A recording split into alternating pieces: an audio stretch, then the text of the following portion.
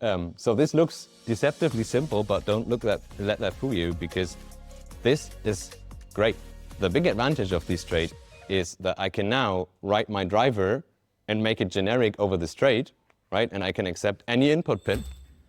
And as long as the authors of the HAL crate for whatever microcontroller I'm actually using implement this trait for their input pins, which usually they will do, it'll just work with the same piece of code. Okay, yeah. Hi, all of you guys.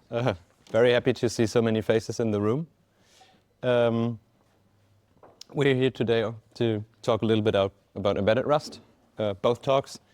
And I'm going to start with a rough overview of just how it works, what it looks like in general, and also why I think that if you're even remotely interested in trying it out, now is a really good time to do so. So just so you know what to expect, the talk will start with a little bit of background, both on embedded development in general and also in Rust, more from the kind of theoretical side. And then in the second half, we'll take a more hands-on look on how to get started with the embedded Rust ecosystem, the crates and everything, and all of the niceties that provides. So obviously, with this topic, the first topic is why would you want to use embedded Rust in the first place, or embedded anything? As you can see from the slightly outdated pictures on the slide, there's a lot of devices that have microcontrollers in them. Pretty much most electronic devices nowadays have at least one, probably multiple. And not only are they ubiquitous, they're also becoming more and more powerful. So this is just a quick chart of some processors from ARM. The exact numbers aren't too important. The most interesting thing to take away is that the general trend is up and to the right, both in terms of compute, which is the blue line, and in terms of memory, which is the orange line. I picked cache size. Main memory is the same thing.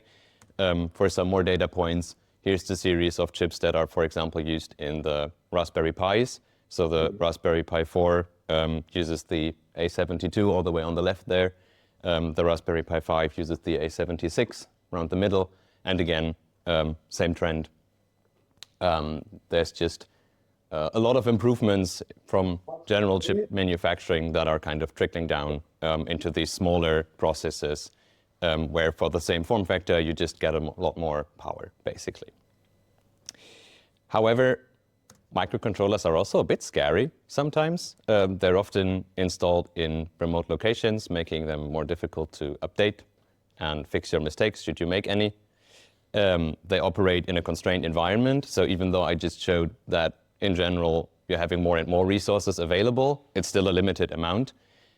So you often need to make a trade-off between how much resources you have or are willing to spend on and the reliability of your software. So for example, you might have a chip where you send some data over the network and then the network goes down, so you want to buffer a little bit of data so when the network comes back online, you can still send it.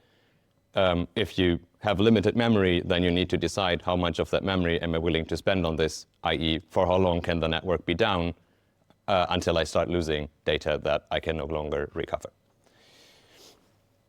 And also just in general, I mean, we're talking about hardware, like we're software people, right? And suddenly we're dealing with raw voltages, and potentially if we plug something in the wrong way, we're frying it and it no longer works. So that's also something to be wary of, right? But obviously, we're at a Rust meetup. Rust can help. Why else would I be talking about this? And there's many reasons for that. Rust compiles to many targets, so many different processor architectures that you might use in an embedded system, including the ability to cross-compile from your laptop to the device. And when I say many targets, I pulled the list from the compiler in terms of what target it knows about. Sometime end of last year, I think I did this. So it's a lot of different processors that you can work with Rust. Obviously, as a natively compiled language, Rust is pretty efficient, meaning if you have limited computed memory available, then you can make a lot out of that when using Rust. And as we will hopefully, or I will hopefully be able to demonstrate with this talk, you'll also be working at a relatively high level when doing embedded development in Rust. So you don't need to go all the way down to these nitty-gritty hardware details where you have the potential to break stuff for good. Still, though, with embedded development in general, there are some challenges to consider. A big one is that you won't have support from the operating system because there is no operating system. What does that mean? It means that you're now responsible for getting memory for your program, for handling exceptions or panics, for making all of the hardware devices that you have actually boot and come online and talk to you, stuff that drivers normally do. And the list goes on a little bit longer. Another way to kind of visualize this is to look at the Rust standard library, where usually when we talk about the standard library, we think of it as one thing. But as you can see, actually, internally, the standard library is really 3 libraries. At the bottom, you have what's called the core library, which has all the basic types, the number types, references, options, and results. Some of the traits, in particular the marker traits, right? Can I copy this? But also iterator. It has pointers, it has atomics, and interestingly, because of how async works in Rust, it has futures. Then above that, you have alloc, which is where all of your growable container data structures are, which might require dynamic memory from the heap. So vax, maps, strings, and in general, heap pointer types, box or smart pointers live in there. And then you have the things that are actually only available in STD, which is all the things that come from the operating system usually. So threads, file system, time, general reading and writing, networking, and then hash map is in there because the standard library hash map needs randomness, and if you need randomness, then you need the source of that randomness, and in the case of Rust, or at least the implementation in the Rust standard library, that's also the operating system. So usually you just use STD because everything that's in the other buckets is re-exported from there, and you can just use it. On embedded, you won't have the green blob, the STD blob. You probably don't have alloc, though you can make it work if you provide some memory that you can use as a heap, but it won't be a lot, probably. So usually you're mostly working with the types from the core library. That also means that you have less of an abstraction underneath you to support different platforms. So usually when you use the standard library and you use an operating system, then you can kind of write code that runs on, for example, any Linux device, or ideally even maybe most PCs. If you don't have either the operating system or the standard library, then either you need to write that abstraction yourself, or you're writing your code for a very particular processor and microcontroller. I already mentioned that you usually need to cross-compile from your laptop, right? You can compile on the microcontroller, you compile on your laptop, you move the code over, depending on how good the processor is supported. This might work with a standard compiler. It might also not. You might need to use a custom toolchain. You might even need to use a special compiler that comes with the processor from the processor vendor.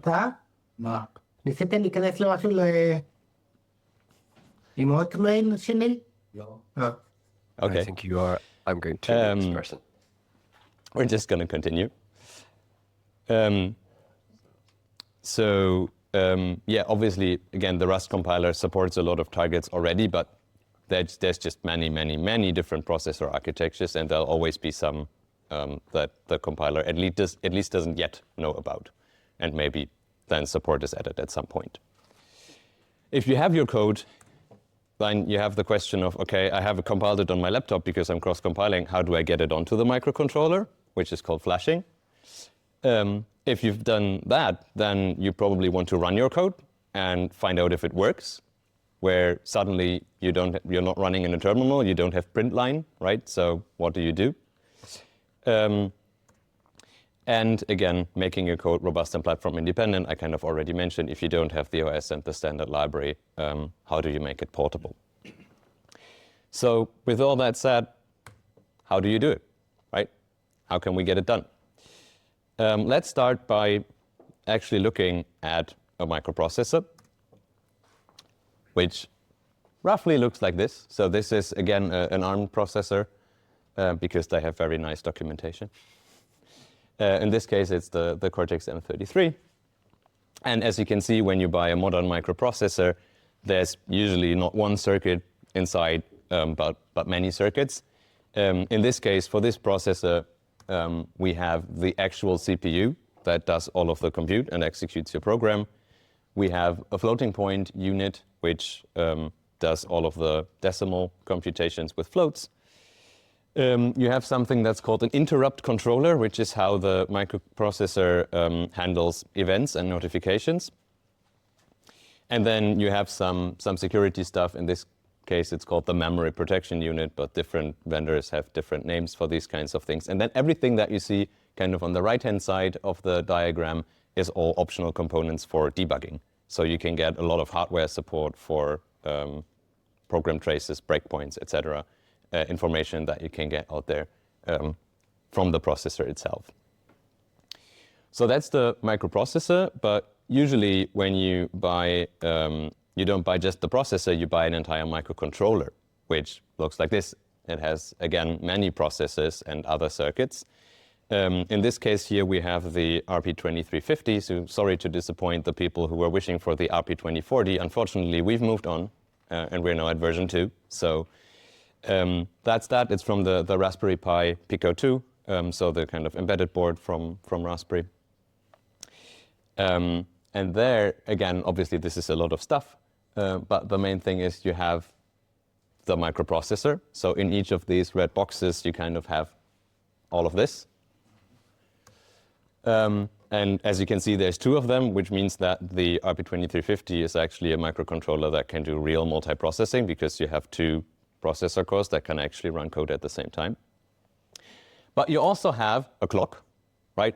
We've seen before when looking at the standard library that time usually comes from the operating system in Rust. So here we have a hardware component that still generates a time signal, a clock signal that we can use to track time. We have a bunch of memory in the bottom right, which contains, it contains the microcontroller version of your computer's BIOS, which is called the boot ROM, right? Which is the kind of code that the microcontroller itself needs to boot. It contains 520-ish kilobytes of RAM that you can use in your program, and then some read-only memory with like unique serial numbers and stuff that's burned in at the factory. Then you have 2 banks of general purpose I/O pins, GPIO pins, which if you've ever seen, for example, a Raspberry Pi, are the pins that kind of stick out and that you can use to plug other things into the microcontroller. So you can connect to other sensors, other devices, and talk to them and control them. And then there's a very interesting bunch of smaller processors called peripherals. And what those are is just, it's circuitry that helps you with a lot of the things that you probably want to do if you use this microcontroller. So you don't need to go like all the way to the individual controls. For example, here we have actually, 6 in total because there's 2 each, peripherals for communication. So these are peripherals that talk over a serial bus. So for embedded, the same way where in the web, for example, you have TCP connections, you have other kinds of connections, right, on the physical wire with embedded protocols such as the SPI bus or the I2C bus, like sensors used to talk to each other. Then you have peripherals for modulating and converting inputs or outputs. So in this case, we have a voltage sensor and a temperature sensor. And some other useful things, I won't go through all of them. For example, you have a watchdog as well to make sure that your program doesn't get stuck, which will reset the microcontroller if things stop working. And that's all on kind of this very tiny thing that sits in the middle of the board. And you wonder how it all fits in there.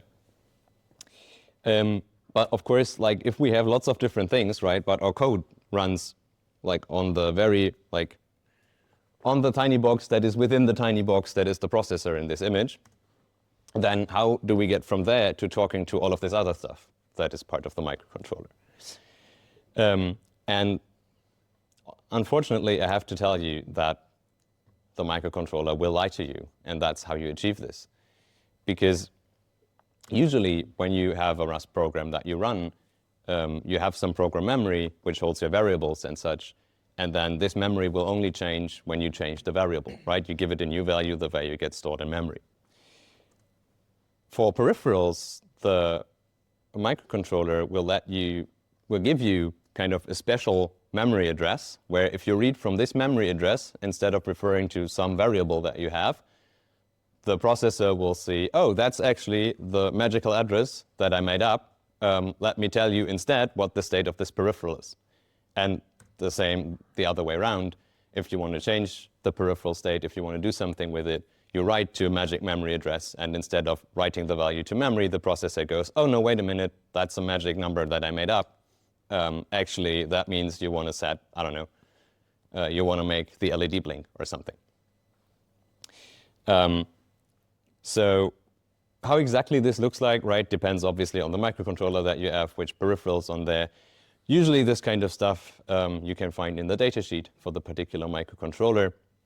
Usually some of the peripherals will be part of the microprocessor or microcontroller itself. Others will be next to it, and depending on the configuration, you kind of get different magic numbers, but the principle is always the same. So to give a kind of a general overview of how your memory space looks like for your typical embedded program, at the start you usually have all of the boot stuff for the microcontroller itself. Then you get a region of flash where you store the program code, right? So this is where you upload your binary plus the constant values that you have. Then you have the RAM, which has your runtime variable values. If you have a heap, it has the heap. And then it has your call stack, so all of your regular function calls and variables. And then at some point, the actual memory, the real memory stops, right? And you get into a memory address space that is reserved for magic numbers that will let you talk to the GPIO pins, the buses, the sensors, the clock, etc. Here's an example of what this might look like in the datasheet. Again, this is from the RP2350, where, as you can see, it has two UART peripherals creatively named UART0 and UART1, because naming is hard. And they give at the top for each, they give a base address, a magic number, and then kind of tell you, okay, take this number, add this other number, and then you get whatever, the flags of the peripherals that it currently has. So some state about the peripheral. And then for each of these line entries, you will have a separate table where it goes down to the individual bits and bytes of telling you, okay, what are the flags, right? What are the values, the settings that I can change? Where do I put them? How do they need to look like? One thing that all of this means is that we need to talk about unsafe Rust. Because there are two big sources of unsafe in embedded Rust development. Because unsafe is always there if you want to talk to a peripheral or if the peripheral wants to communicate with you. So either we do what I just told you about, where our program is reading to or writing from the peripheral via this magic memory address, which is called memory mapped IO, or MMIO for short. But it also may be that the peripheral may want to notify us that something interesting has happened that needs our attention. So for example, you might have a sensor where you've kicked off a measurement, but that measurement takes some amount of time, and you don't want to go and ask, hey, are you done, are you done, are you done, are you done, for however many cycles it takes for the measurement to complete. You would like the sensor to tell you that it's done, so that then you can go and read the value. So we'll see a code example of what the MMIO part looks like, but I want to really go into the second point here for a little bit, because it brings up a new concept, which is interrupts. And what interrupts are is basically event handlers for certain kinds of events, like the input pin changing or new data arriving on a bus that you're reading from.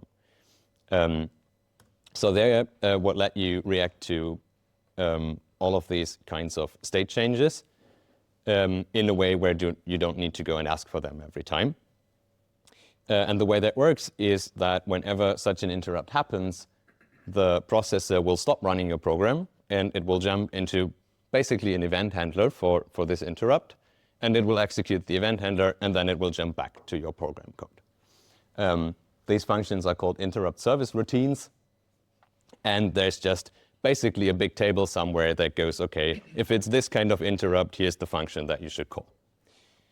And that's all very nice because it lets us do very useful things. But it also means that to make sure that our code is actually safe in the presence of these interrupts, we have to make sure that if we have the main program and we have the interrupt service routine, then we don't kind of access stuff that the main program is currently using from over here and kind of mess with our main program state. Because usually we will expect the program itself to run single-threaded on a single microprocessor. But then suddenly we have this interrupt service routine, which will kind of, from the view of our program code, execute concurrently. And if we can't do that, then we need to make sure that the access to these resources is in some way synchronized, or that we update the values atomically in a way where there can't be a race condition between the two sides. So in Rust terms, this means that we might need to make sure that our types are kind of send and sync, even if our processor is single-threaded, right? So for those who don't know, send and sync are traits from the Rust standard library that the compiler will automatically implement for your type if all of the values inside the type also have them. Send means that I can take a value and I can send it to a different thread. This includes stuff that is thread local, obviously, so things like thread local reference counting, but for our purposes, importantly, it includes things like raw pointers, unsafe pointers, like the ones that you need to read from peripheral memory, for example. Unless you put them in a kind of safer wrapper that then allows you to make sure that they work from both sides. And sync is the counterpart to that for references, where if you have a reference to a value here, and then you have another reference to the same value, and you send that reference to the same to another thread, then both threads can kind of look at the underlying value at the same time. And again, usually that's fine because it's an immutable reference, so they should see the same value.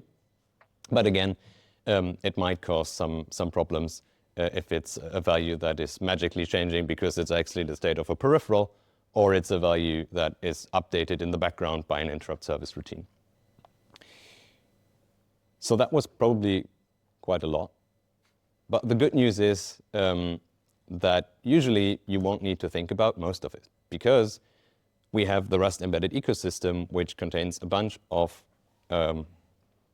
useful crates that take a lot of the work off your shoulders if you want to do embedded development and work with these kinds of devices. Starting with microarchitecture crates. These are crates where they provide kind of more or less safe wrappers around a specific microprocessor or family of microprocessors. So you can access all of these peripherals and registers and built-in components, so they know all of the magic numbers, all of the fake memory addresses, and what needs to go where and what you can write where, right? They give it types, so you write the correct thing. And they let you access and configure a specific microprocessor or indeed family of microprocessors. So for these, often it's more than one. For example, for the processor I've showed before, there is a crate called Cortex-M, which basically supports all of the processors from the Cortex-M series, including the M33 that was in the diagram. So in these crates, you will still have functions that are unsafe to call. But mostly this will be because you need to uphold some invariant. For example, doing things in the right order, executing a certain CPU instruction only if you've previously enabled something, for example, which the crate can check, right? But it allows you to do all of these operations without needing to look up all of the individual memory addresses and numbers and bits every time. Then, aside that, you kind of have the same thing for peripherals. So peripheral access crates are crates that provide the same kind of wrapper, not around a microprocessor, but around the other components like clocks, buses, I/O pins, memory, etc. And these, because the peripherals are usually depend on the specific microcontroller that you have, are usually specific to one chip. So for example, for the RP2350, there's one pack crate that is just for that, and there's another one that's just called RPPack, which I think supports both the RP2040 and the RP2350, but again, a much more limited subsets of all of the microcontrollers that would have, for example, the Cortex-M processor on them. So note again the difference between microprocessor, which is the Cortex-M33, and the microcontroller, which in this case is the RP2350. So because these are still quite low level, and as I said before, may still contain some unsafe, because you need to uphold some invariants yourself, there's usually a layer above them, which is called the hardware abstraction layer, or HAL. And HAL crates are crates that provide a higher level interface to microcontroller hardware. One way to think about that is that they let to write the what you want to do instead of the how you want to do it in terms of sending specific instructions to processor registers. And usually this covers kind of an entire microprocessor, so both the processor and the peripherals. And again, for the RP2350, we have a HAL crate that is specifically for this microcontroller. What does it mean when I say you work on a higher level, you work at the logical level, right? The what instead of the how? To kind of get a better feel for this, let's start looking into some actual code. So first is the pack version using the peripheral access crates, and this is going to be a lot. You don't need to remember it. There won't be a test, okay?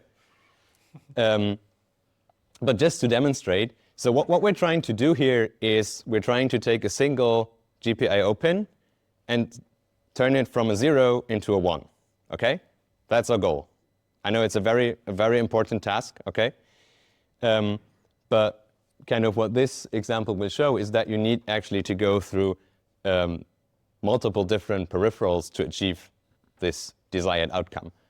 Starting with what's called the SIO or software IO peripheral, which is for controlling IO pins from software. Where you get the SIO peripheral, you get the pin that you want. In our case, it's pin 25. And then you set what's called the output enable, which means you can use this pin as an output pin to send a 0 or a 1. And as the comment says, there's like a lot more initialization of all of the things that you need to do that's not particularly interesting, that I've already cut out from the slide. And so we can focus on the actual GPIO pin stuff. If you've done that, you kind of go to the physical pins, right? So you move on from the I want to control them from software to what do the actual pins do. And you kind of go through another peripheral to get the actual physical GPIO pin. And again, you allow it to be used as an output pin, which for some reason here means you have to set input enable to on and output disable to off. So then it is not disabled, meaning it becomes enabled. Don't ask me why it is this way. Hardware people do interesting things sometimes as well. And then we kind of go to a third peripheral, which is the I/O control peripheral, to marry the two. So in the I/O control peripheral, we can select a function, which is what func_cell is, function select, for the physical GPIO pin, and we select that it should be an SIO pin, so a software-controlled pin. And after all of that, we get to write the magic line where we set the GPIO from 0 to 1. Ta-da! Again, this is not something you need to remember, because if you use the HAL crate instead, all of that looks like this. There's not any initialization code that I've cut out from this slide. You just get the peripherals, you get the GPIO pins, you get the pin you want, you say, I want it to be an output pin, and then you call a function that's called setHigh, which sets the pin to high, which is our goal all along.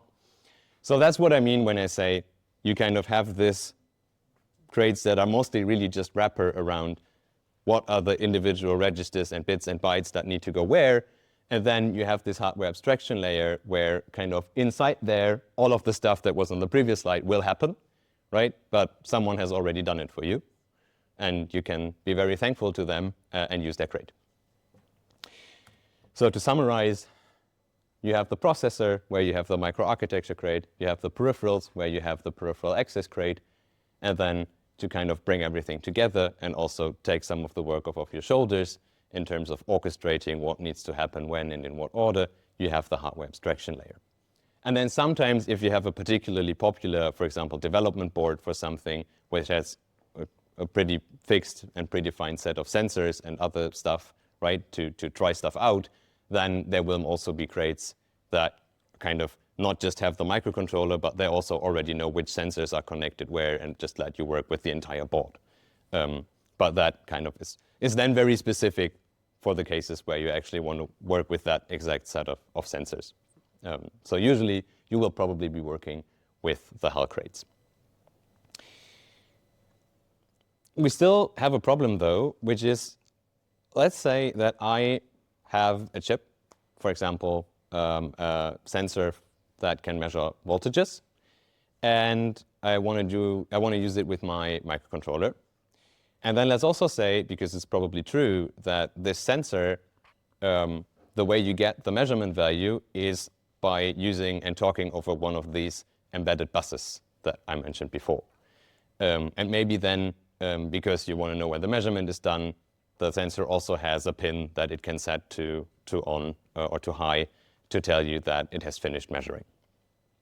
So if that's the case, then none of this is really related to which particular microcontroller I'm currently using at all.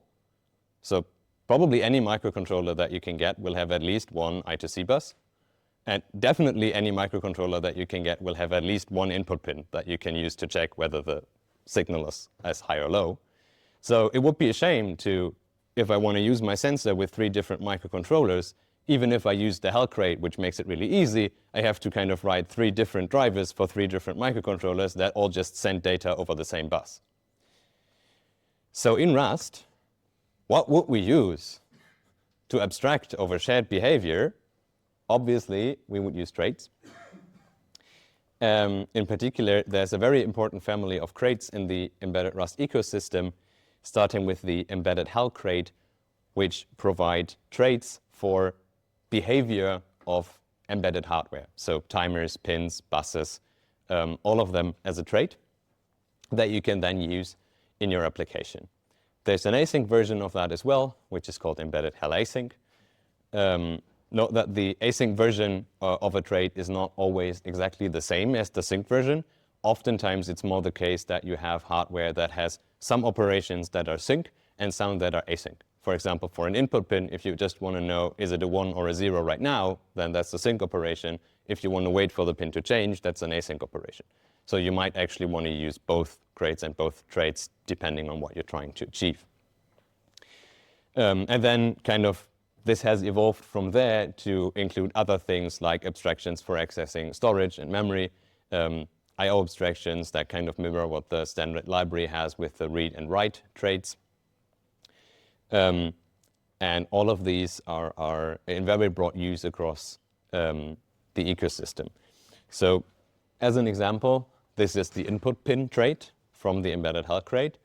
It just has 2 functions, one to check if the pin is currently a 1 and one to check if it's currently a 0.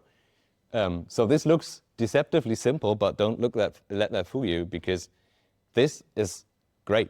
The big advantage of this trait is that I can now write my driver and make it generic over this trait, right? And I can accept any input pin. And as long as the authors of the HAL crate for whatever microcontroller I'm actually using implement this trait for their input pins, which usually they will do, it'll just work with the same piece of code. And this is really worth emphasizing, because this level of kind of standardization of this hardware abstraction layer, that's not just for one particular microcontroller, but across many very different microcontrollers, is something that we have in Rust, which, to my knowledge, does not exist the same way, for example, in C or C++. So as a last question then, we've solved a lot of problems now, but what if we kind of still missing a little bit of the operating system that we no longer have? In particular, what if we would like to do some things kind of roughly at the same time, even though we have a single-threaded processor? And that's where embedded task scheduling comes in, which are crates that kind of let you define several individual tasks or units of work for different functions of your application, and then the crate or the framework will decide which of the tasks gets to run when and make progress on whatever it needs to do. So there's various different ones. Some of them have additional guarantees about doing their work in a fixed amount of time, or checking that two tasks don't deadlock on using the same bus or whatever. Some of them are cooperative, meaning one task needs to actively stop running, so another task can continue running. Others are more paranoid, where the task scheduling framework will actively interrupt a task that is taking too much time, so another one can get some processing time. But what all of these frameworks have in common, and these are just a few examples that you can check out on your own time, is that they provide this way of kind of structuring your application, where it doesn't need to be a giant main loop, where sometimes you do this and then you do a bunch of checks and maybe you do that, but then you want to wait on something, but you can't really wait on something because some other thing needs to run before that might be done. And out of these, but I'm not going to go too much into that because we have an entire second talk coming up about that. Embassy is a little bit notable because it's the only one that's an async framework. So it's the only one that allows you to actively await things, for example, when using the traits from the Embedded HAL Async crate. So none of this is actual multiprocessing, which you can only do if you have two microprocessors on your microcontroller. But it's a very big step in terms of regaining control of how to structure your application and thinking about individual things that you want to do, as opposed to kind of one big blob, which you can imagine doesn't scale particularly well. So then finally, what does embedded Rust look like now if you want to do it for real? How does it look like in practice? Usually you're going to have a file that looks something like this, where you start with two statements that you will pretty much always have on embedded, which is no std, which is, we already know from the std graphic, means you don't get the std box, you just get core. And then we also have no main, which tells the compiler that it shouldn't generate the code it usually generates that will call your main function that you write, that does things like checking the operating system environment variables and what command line arguments your program was invoked with, because you don't have an environment and you don't have a command line. So if it tried to do that, it wouldn't work very well.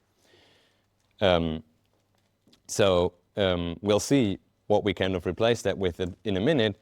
But before that, we have one more thing, which is usually when compiling without the standard library, you need to tell the Rust compiler what to do when your code panics. So if you compile with std, then the standard library will bring in what's called the panic handler, which is again just a function that determines what happens when there's an exception. And usually with the standard library panic handler, what will happen is it'll check kind of all of the variables that you currently have in scope, and it will check if any of them implement drop, and if so, it'll call the destructor.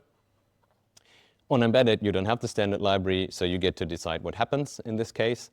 There's a multitude of options. You can just abort the program immediately. You can halt the program, which means you enter an infinite loop.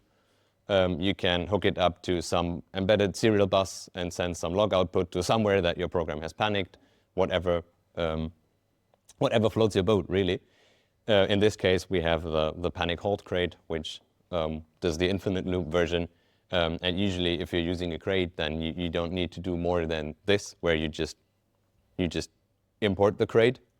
So it gets linked together with your program, which will include the panic handler function that you want. And then you have the main function, where you can see we have this attribute on there, which is basically what replaces all of the compiler-generated code around the main function with, in this case, again, an example from the Cortex-M, code from the Cortex-M crate, which does all of the booting up the microprocessor stuff. So when you get to the point where the code in your main function starts, the microcontroller is ready to go, and your code can start running, and you can just put your code in there. So that's the file again in full. And then once you have the program and you've put whatever code in there that you want, we get to building and flushing again, where the most important thing is, if we're using Rust, we're probably using cargo. and we need to tell cargo what processor architecture we're building for, which is called the build target or target triple. Yes, even though it's called triple, there's a random dot in there for this target. This is the target for the RP2350, or more accurately, the Cortex M33. I'm told that cargo also doesn't like it that there's a dot in there, but someone put it there and now they have to live with it. So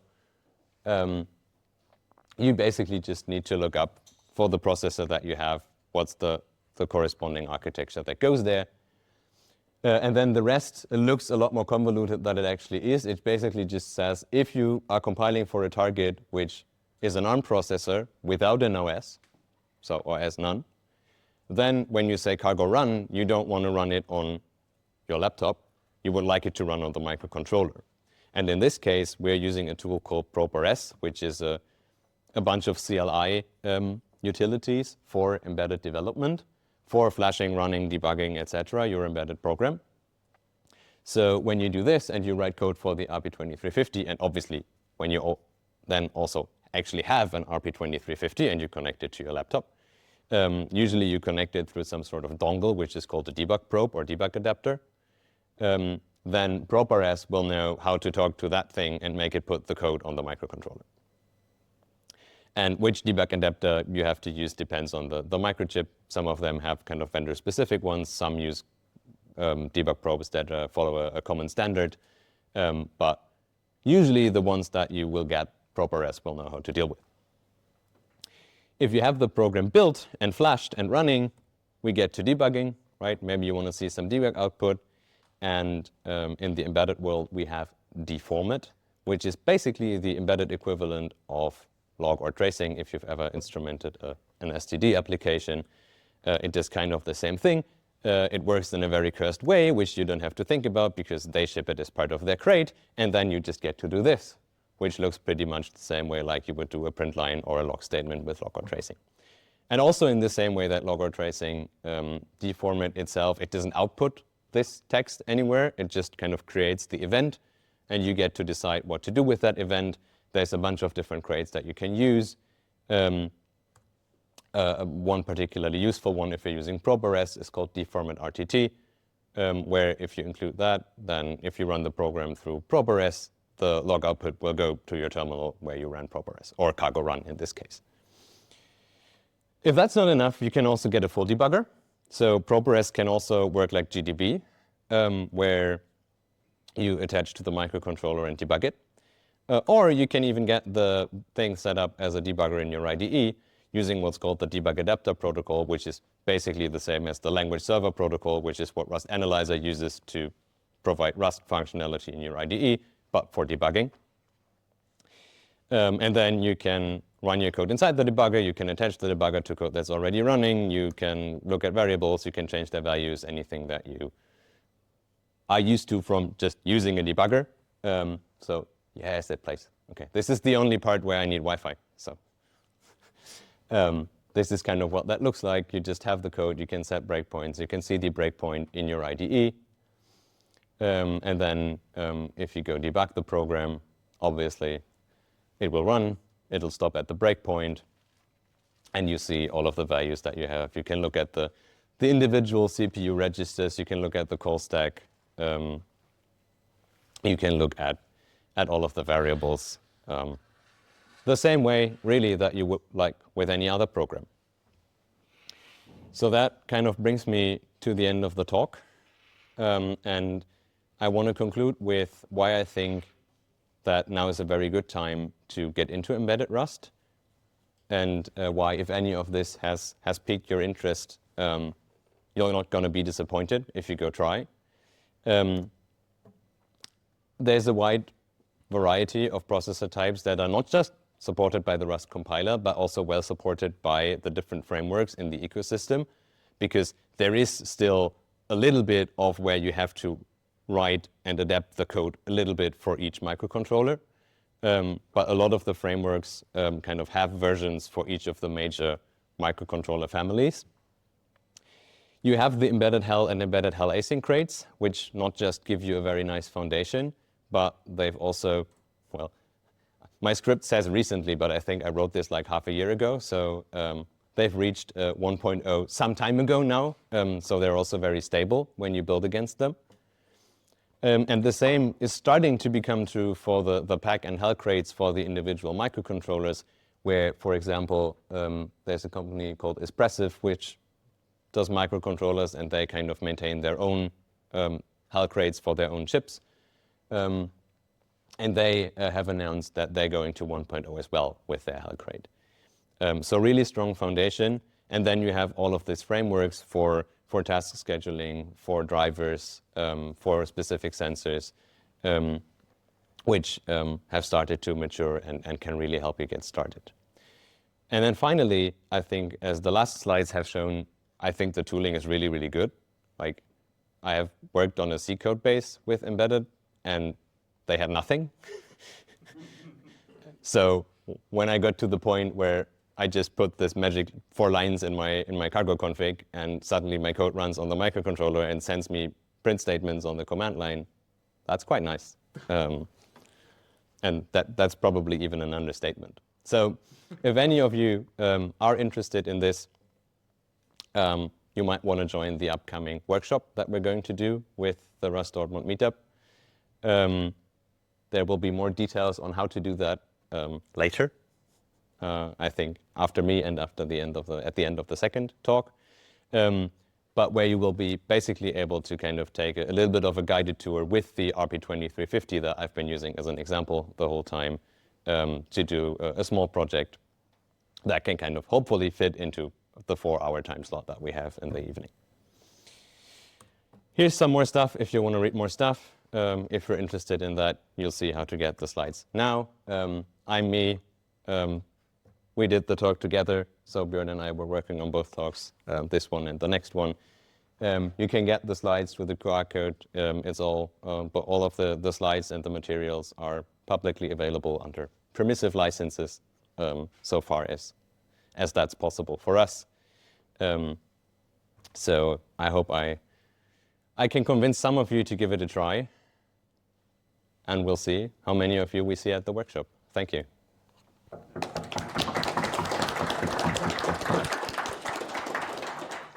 Very nice, very cool talk. I'm looking forward to the workshop, and I think so do a lot of people in the audience. We have some time for some questions, though. So, there's Thorsten. Yeah, thank you for the talk.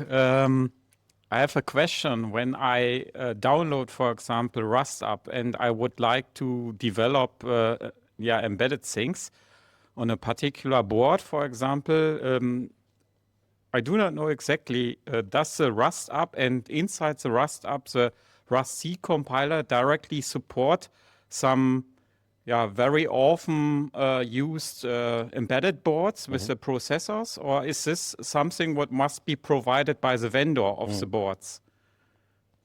Yeah, so usually there's kind of a few very common families of processors and microcontrollers that are natively supported. So I think we have a backup slide. Yeah, I'm prepared. So the Rust project has what it calls the target tier policy, which basically says how much support does the compiler have for a particular architecture. Because it's not just does it know it or not, right? You have the targets that it knows the name of, but like whether it has all of the things that you need, who knows? Then it has the things where it at least guarantees that you get the core library. And then you have the targets which are actually tested in CI, which are mostly the major operating systems. And there's a website from the Rust project where you can kind of look this up and see how the support for your processor architecture is. But in my experience, usually what you will find is that if you're using a processor that you've not gone out of your way to find something that is very unusual, the compiler will usually support it. And then it's more of a question of do you, is there already a driver for something that you want to do, or is it supported by the task scheduling framework that you want to use? So it's more about the crates than about the compiler in my experience. Okay, yeah, thank you. We have a question. Yes, from Dennis, we have the question. Soldering and MMIO is still a hurdle as a pure software guy. Are there any good hardware simulations to use with Rust that imitate the actual board and its peripherals? Ooh, that's a good question. I have to be honest. I don't know. I think the main thing that I've seen people use is the QEMU, which simulates a bunch of stuff, but also you need to kind of configure it to varying degrees depending on how much work people have already done there. I don't know if there are better simulations for kind of more specific, like that are just for a single board. I don't know. Do you know? No. Okay. We don't know. But I definitely feel that I try to get things that are either I can buy pre-soldered or that I can give to Björn and then Björn will solder them for me. So. Awesome, thank you. How much, first, thanks for the talk. Very well presented. Thank you. Nice to hear all that information. How much have you come in contact with WASM as a compiled target, especially in the embedded place? Not on embedded. I know there's projects, I know of projects that use WASM, but I've not worked with it myself, so unfortunately, I can't say very much there in terms of how the experience is. Okay, yeah, thank you. I've just heard it in a podcast lately that you had the custom toolchain support on one of your slides, which was probably the main target for them using a WASM target for embedded, because you can just replace the chip underneath if it supports WASM, if it runs WASM, and maybe even emulate the entire chip. There's some chip embedded on your... OS projects that are interested in that as well, because you get kind of the individual sandboxing, right, where you can have different programs and each runs as a WASM blob. So there definitely is interest, but I haven't used it myself. Probably. So if you're interested in that, we had Jonas Kuchenberg earlier, who has developed a research WebAssembly OS for embedded devices called K23, so I can make a connection. I'll read out a question from Benjamin. Are interrupts in any way related to actuators? I've not really understood these concepts. Well, they are in the sense that when you have interrupts is always when there's something that happens as an event, or a different way to think about it is if you have the async embedded frameworks, then an interrupt would be something that you would await on, right? So where in your code you would put an await and then the task will stop until the interrupt happens. And the interrupt itself is a pretty generic concept, so there's interrupts for lots of things, from input pins, data, buses, like faults, on the hardware level, there's also a concept of exceptions, hardware faults that are signaled through these kinds of events or interrupts.